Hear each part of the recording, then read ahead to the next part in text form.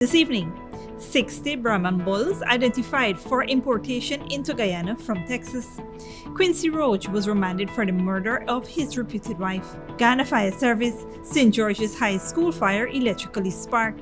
In the region, Bolsonaro, Lula go on offensive in Brazilian presidential debate, and internationally, at least 6 people killed in Sierra Leone after flash floods. Welcome to another broadcast of Channel 2's Headline News Updates. I am Bibi Bacchus. Thank you for joining us. Local businessman, 38-year-old Quincy Roache, was charged and remanded to prison for the brutal murder of his reputed wife, Tasnia Dazzle, when he appeared at the Sparna Magistrates Court earlier today, Tuesday, August 30th. Roache was not required to plead to the charge when he appeared before Magistrate Liverpool and was remanded until October 14, 2022. The court heard that on August 27th at Ujama housing scheme, where the two shared a common law relationship, Roache stabbed Dazzle, a mother of one, 16 times after the two got into an argument over him checking her phone and finding out she was chatting with someone. Dazzle ran out of the house screaming but collapsed and died on a bridge in front of her home. Roache exited the house, joined a minibus and made good his escape. However, he turned himself into the police and confessed. It was also disclosed that the stabbing occurred in front of the woman's 6-year-old son. Distressing voice notes from Dazzle to family members weeks before she was fatally stabbed revealed that Roache was reportedly controlling and manipulating her, and Dazzle had expressed her intention to leave the 2-year relationship. She had begun looking for employment to support her exit. Reports said that the couple often had domestic issues, but they were never reported. Meanwhile, a postmortem examination conducted on the body of Dazzle gives the cause of death as multiple stab wounds. The body was handed over to the family members for burial. If you or anyone you know may need help from an abusive relationship, you can call the Ministry of Social Services toll-free hotline on 914 and get help now. 3 scores of Brahman bulls have been identified for importation into Guyana from Texas as part of the Ministry of Agriculture's Breed Improvement Program. Esther Sobers has more details. 60 Brahman bulls have been identified for importation into Guyana from Texas, United States by the end of September. According to Minister of Agriculture, Zulkifar Mustafa, this is part of the Ministry Agriculture Breed Improvement Program to rebuild the country's livestock sector following the 2021 and 2022 floods, with so many farmers suffering tremendous losses. The bulls will cost the government about $70 million to import. Additionally, he noted that other small ruminants would be imported as the country moves ahead with improving its livestock production and meeting market demands. Meanwhile, Minister Mustafa disclosed that the government is currently working to secure an agreement with a local shipping company to transfer the remaining 1,000 blackbelly sheep from Barbados to Guyana. The Minister of Agriculture is also looking to spearhead a crossbreeding project using a blackbelly sheep and a locally breed sheep. Under the Breed Improvement Program, genetic insemination, embryo transplant, and crossbreeding will be done. The Sheep Farmers Inc. of Barbados Agricultural Society recently announced it will be starting a new project to bring in a breed of sheep that could be crossed with the less lucrative local blackberry variety. For Channel 2 Headline News, Esther Sobers. Thanks, Esther. Several skeletal remains were discovered on the sea dam of Sisters Village, West Bank Demerara, Sunday, August 28th. Reports say that a doctor and his friends were catching crab on the sea dam when they stumbled upon a skull. Reports were made to the Wales police station and an investigation was launched. Searches were carried out on the sea dam where several skeletal remains were found. The same was photographed and retrieved by the team and later taken to the Criminal Investigations Department. A forensic examination is scheduled for August 31st. Additionally, the body of a 28-year-old man was discovered on a bridge at Brush Dam Road, Friendship, East Coast Demerara during the early hours of this morning. The body of the deceased was identified as 28-year-old O'Neill Isaacs, a vendor of Friendship, East Coast Demerara. His body was discovered around 2 a.m. lying motionless on the bridge by residents. The man was pronounced dead at the scene by EMTs from Guyana Fire Station. However, no marks of violence were seen on the exposed parts of the body, and it is currently at the Church's funeral parlor awaiting a postmortem examination. Stick around after the break. Guyana Fire Service, St. George's High School fire electrically sparked, and second phase of the Blasinjan Road renovation is expected to be finished by the end of September.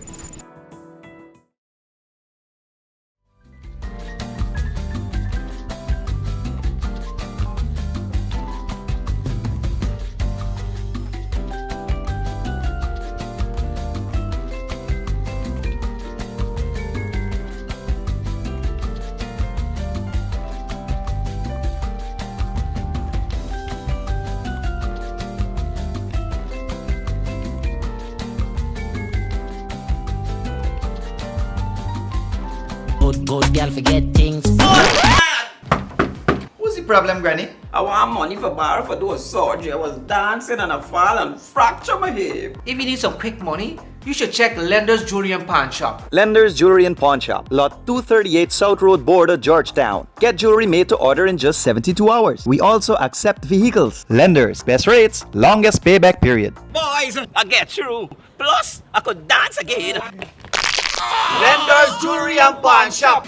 Furnishing your home or office has never been easier. Here at Kissoon's, our inventory of locally made and imported furniture, offered at amazing prices, will leave you wanting more. From vinyl, floor rugs and carpets, bedroom, dining and living room sets, mattresses, pillows, office desk, chairs and filing cabinets, outdoor benches and tables. We have a piece of furniture for every room imaginable in your home or office. Check out our flagship store at Industrial Site Rijnveld or one of our branches in New Amsterdam, Port Morant, Riverton and Camp Street. Kissoon's Furniture, furnishing homes for over 50 years. Sooner or later you will have another power failure. Are you prepared for the next blackout? Some essential equipment such as security cameras, lights, internet, gate motors, and water pumps may stop working. How can you prevent the next blackout? InverterTech has an affordable solution for you. A strong UPS system which uses the latest inverter and solar battery technology to prevent blackout.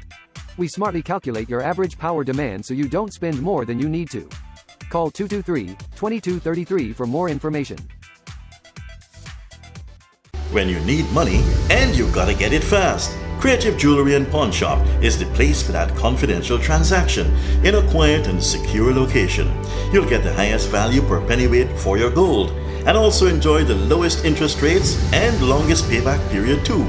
Yes, for that instant transaction to solve a pressing financial problem. That Creative Jewelry and Pawn Shop, 46 Boyle Place, that's between the Ministry of Housing on Brickdam and White Castle Fish Shop, be your first and only choice. Creative Jewelry and Pawn Shop, safe and sound, solid and secure, always there for you. Telephone 231-7878 and 223-8955. Welcome back. Phase 2 of the improvement project along Blasinjan Road is slated to be completed by the end of September. The project spans from Bar Street to Lamaha Street and will see the construction of a walkway for pedestrians. Lights have already been installed along the stretch. Vera 66 Logistics is undertaking the works to the tune of $62 million, which will improve the aesthetics of the area. This was disclosed by the Traffic Safety and Maintenance Manager of the Public Works Ministry, Kester Hines. Phase 1 of the project was completed in January of this year to the tune of $42.6 million. That phase spanned from Kitty Roundabout to Bar Street. The government has heavily invested in developing several safe, family-oriented spaces. Just recently, a $1.4 billion contract was signed to give a facelift to the Albaiston community and develop Cemetery Road from 2 to 4 lanes. Other projects include the transformation of the plot of land along the Lamaha corridor between Main and Camp Streets into an art gallery and food court.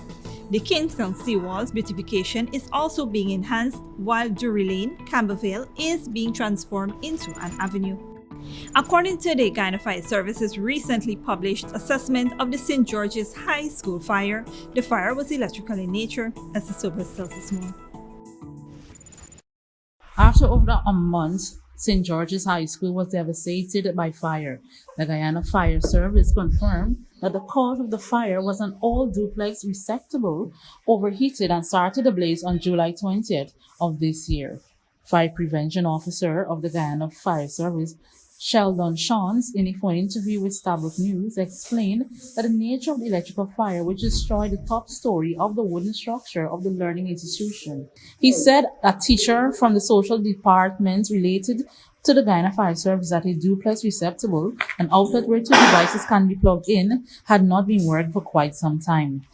The receptacle still had access to a continuous flow of electricity, and the installation overheated, melted, and ignited the fire.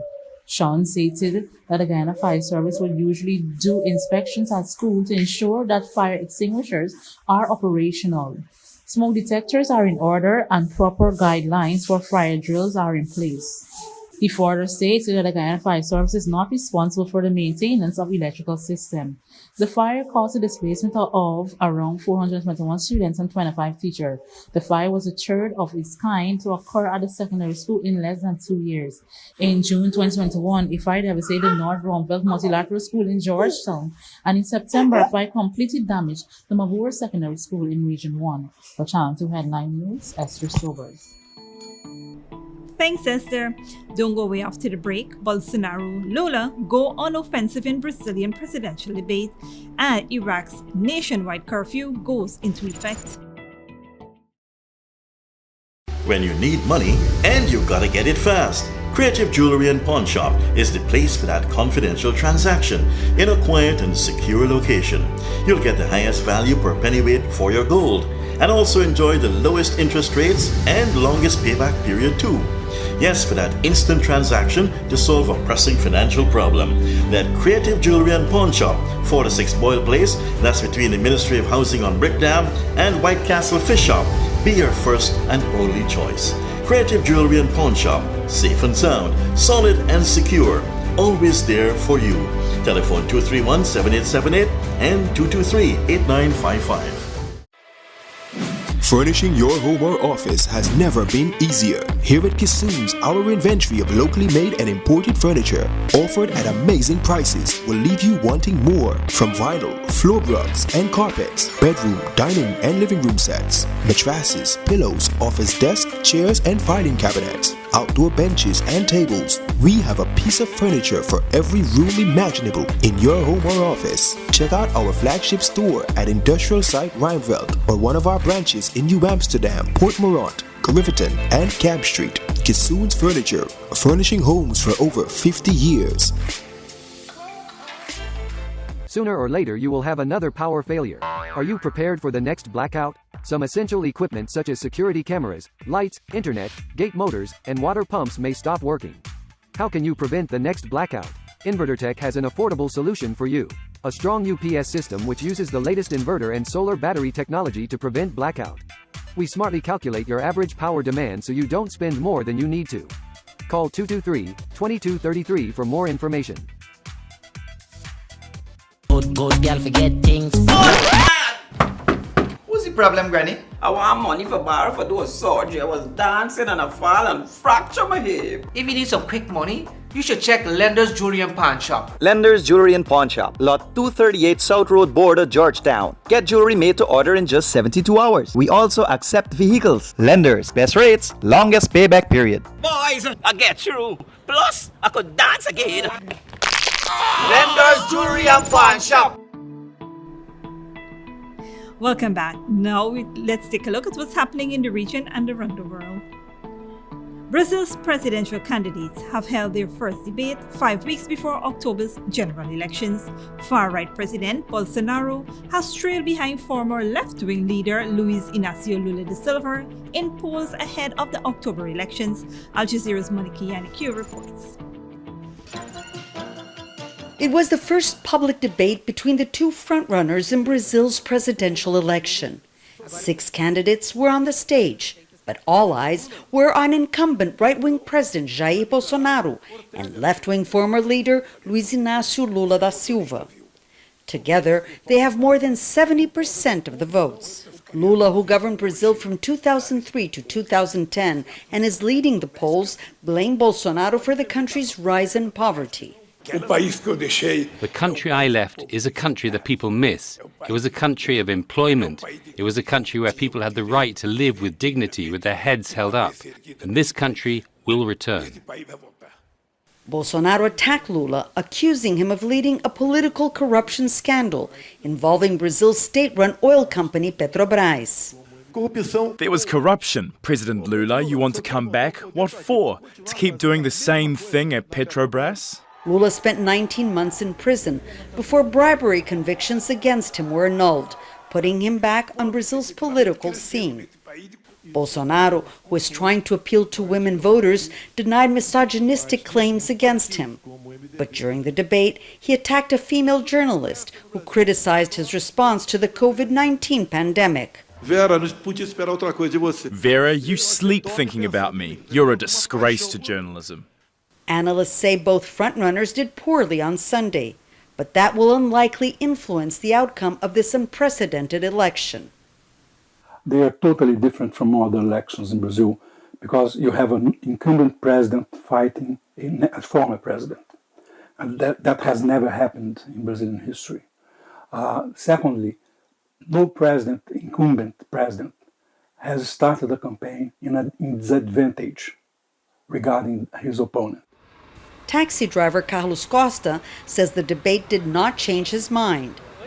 I voted for Bolsonaro in 2018 because I was sick of corrupt governments. I'll vote for him again.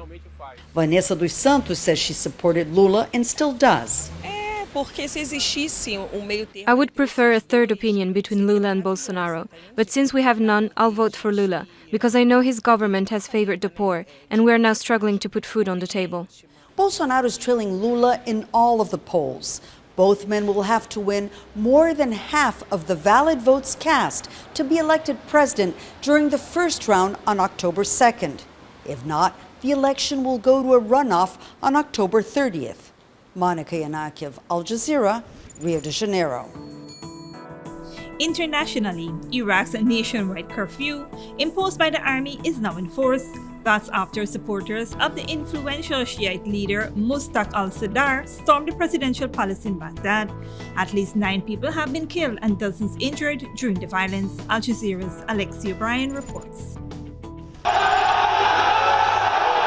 A day of political drama and violence after Iraq's powerful Shiite leader Muqtada al-Sadr announced his withdrawal from politics.